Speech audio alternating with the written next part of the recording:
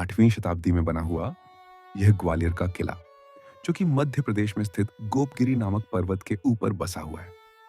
कछुआ से लेकर मुगलों तक यह किला 7 वंश के अलग अलग राजाओं के द्वारा यहां पर राज्य किया गया।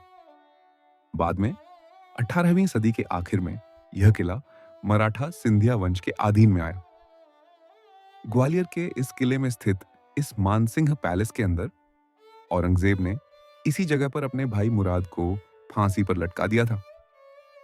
और यहीं पर आपको दुनिया का सबसे पुराना टेलीफोन का सिस्टम और बिना बिजली से चलने वाला यह राजा रानी के कमरे में लगा हुआ कूलर का सिस्टम और यहाँ के मान मंदिर के दीवारों के ऊपर हीरे जवाहरात जड़े हुए थे, जिसे इब्राहिम लोदी ने लूट लिया था।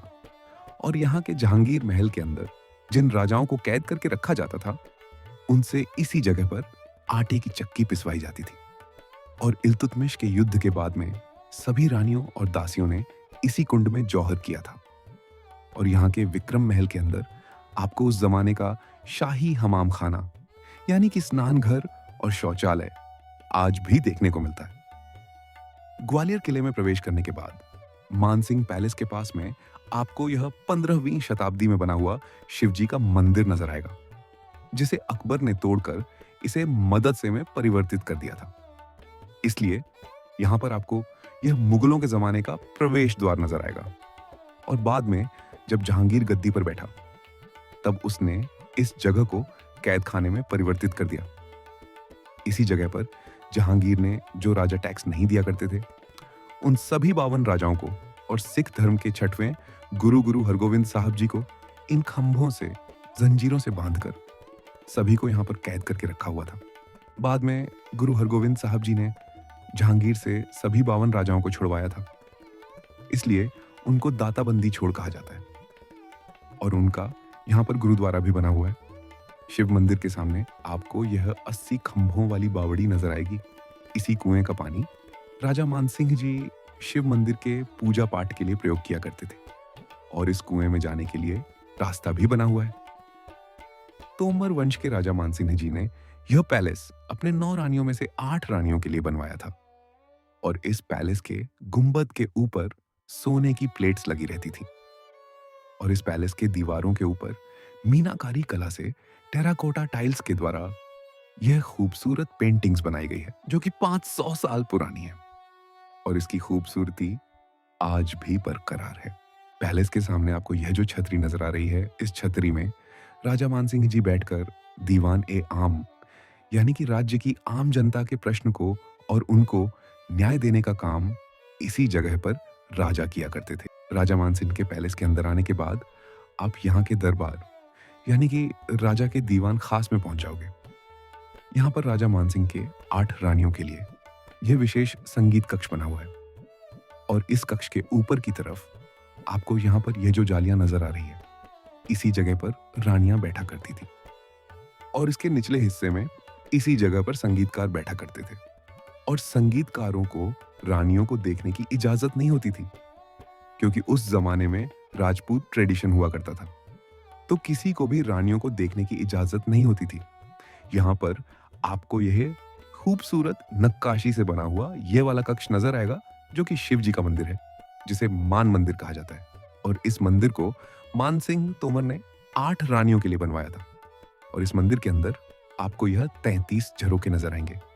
इन झरोखे के अंदर ब्रह्मा, विष्णु, महेश, इन भगवानों की सोने की प्रतिमाएं हुआ करती थी। और रानियां इस मंदिर के अंदर परिक्रमा करने के बाद शिव जी की पूजा किया करती थी। और इस मान मंदिर के दीवारों के ऊपर सोना, चांदी, हीरे जड़े हुए थे। बाद में 1523 में इब्राहिम लोदी ने यह सब लूट लिया था।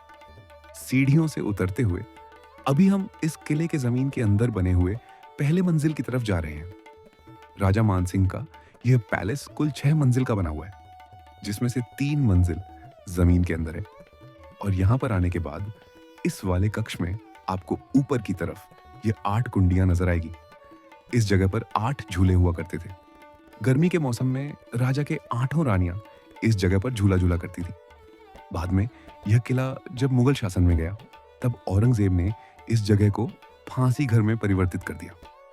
और औरंगजेब ने अपने भाई मुराद को इसी जगह पर फांसी पर लटका दिया था। जब भी राजा युद्ध पर और शिकार पर जाया करते थे, तब राजा के सभी रानियां इस कक्ष में खड़े होकर राजा की प्रतीक्षा किया करते थे। और इस कक्ष से आपको यह वाली खिड़की नजर आएगी, और इस खिड़की से बाहर देखने पर आपको यह वाला झंडा नजर आएगा। जब भी राजा युद्ध को हार जाते थे, तो इस झंडे को नीचे किया जाता था। बाद में 1523 में जब इब्राहिम लोदी ने इस राज्य पर आक्रमण किया, तब राजा मानसिंह जी की मृत्यु हो चुकी थी और इस झंडे को नीचे किया गया था।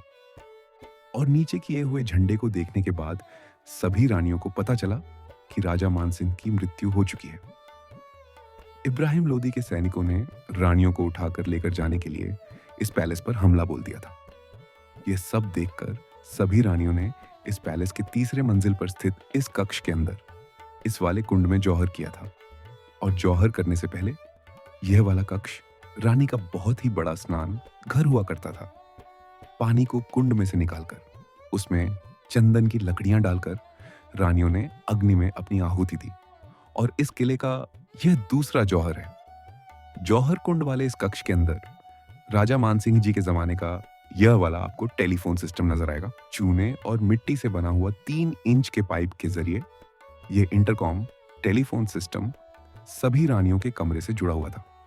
और इसके जरिए राजा अपने सभी रानियों से बातचीत किया करते थे। और यह वाली जगह राजा मानसिंह जी के जमाने में ओपन डांसिंग हॉल हुआ करता था। इसी रंग महल के अंदर आपको 500 साल पुराना कूलर का सिस्टम देखने को मिलता है। यह जगह गर्मियों के मौसम में राजा और रानियों का बेडरूम हुआ करता था। और इस जगह पर 2 फैन की प्लेट्स लगी रहती थी। 350 फीट के ऊंचाई पर स्थित होने के कारण जब हवाएं दीवार से टकराकर चलती थी, तब बाहर की प्लेट घूमने के कारण अंदर की भी प्लेट घूमती थी। और इस जगह पर गुलाब और केसर के मिक्सचर का पानी डाला जाता था। और इसके ऊपर खसखस की जाली लगी रहती थी। और जब हवा चलती थी तो खुशबू हवा के साथ में आती थी। तो यह एयर कूलिंग सिस्टम था उस जमाने का। 4 मंजिल के बने हुए इस कर्ण महल को राजा मानस सिंह जी के पिताजी कर्ण सिंह तोमर के द्वारा बनवाया गया था। और यह इस किले का सबसे पहला और सबसे पुराना बना हुआ महल है। और इस महल की खास बात यह है कि इसके तहखाने में 600 साल पुरानी यह पेंटिंग्स के कलर और यहाँ का शाही हमाम खाना यानी कि स्नान घर और शौचालय का आर्किटेक्चर आपको आज भी यहाँ पर देखने को मिलता है। कर्ण महल के पास में आपको यह जहांगीर का महल नजर आएगा। जब यहाँ पर मुगलों का शासन आया, तब जहांगीर ने जो राजा विद्रोह करते थे, उन राजाओं को और लोगों को इसी जहांगीर महल में कैद करके रखा हुआ था। और उनको इसी जगह पर यातनाएं देते हुए भारी भरकम पत्थरों से बने हुए आटे की चक्की चलवाई जाती थी। जहांगीर महल के ऊपर से देखने के बाद किले के नीचे आपको यह छोटा सा महल नजर आएगा, जिसे गुजरी महल कहते हैं। और मानसिंह राजा की 9 रानियां थी। उनमें से 9वीं रानी, जिनका नाम रानी मृगननी था, वह इसी महल में रहा करती थी। नागर शैली में बने हुए यह 2 सास बहू के मंदिर देखे बगैर आपकी ग्वालियर की यात्रा अधूरी रह सकती है। 11वीं शताब्दी में राजा महिपाल ने इन दोनों मंदिर का निर्माण अपने मां और पत्नी के लिए करवाया था। और यह जो आप बड़ा सा मंदिर देख रहे हैं, यह सास का मंदिर है, जिसे इंटरलॉकिंग सिस्टम के तहत बनवाया गया था। और इस मंदिर के गर्भगृह में कभी भगवान विष्णु जी विराजमान हुआ करते थे। सास के मंदिर से बाहर आते ही सामने आपको यह बहू का मंदिर नजर आता है। इस खूबसूरत मंदिर के गर्भगृह में किसी जमाने में भगवान शिव जी विराजमान हुए थे। और इसकी अति सूक्ष्म नक्काशीदार को देखकर आपका मन प्रसन्न हो जाएगा। ये दोनों मंदिर बहुत ही खूबसूरत हैं, लेकिन आज इनका गर्भगृह सूना पड़ा हुआ है। सास बहू के मंदिर से कुछ ही दूरी पर यह तेली का मंदिर बना हुआ है, जिसे तेलंगाना मंदिर कहते हैं। द्रविडियन शैली में बना यह मंदिर 9वीं सदी का यानी कि 1100 साल पुराना है। इस मंदिर को राजा महियोज के द्वारा निर्माण करवाया था। और इस मंदिर के गर्भगृह में किसी जमाने में भगवान विष्णु विराजमान हुआ करते थे। और आज इस मंदिर का गर्भगृह सूना पड़ा हुआ है। तो ये था ग्वालियर किले का इतिहास और इसके अद्भुत राजसी रहस्य। अगर आपको वीडियो पसंद आया हो तो लाइक और शेयर जरूर करें। और हमारे चैनल को सब्सक्राइब करके ऐसे और दिलचस्प वीडियोस देखते रहिए। धन्यवाद।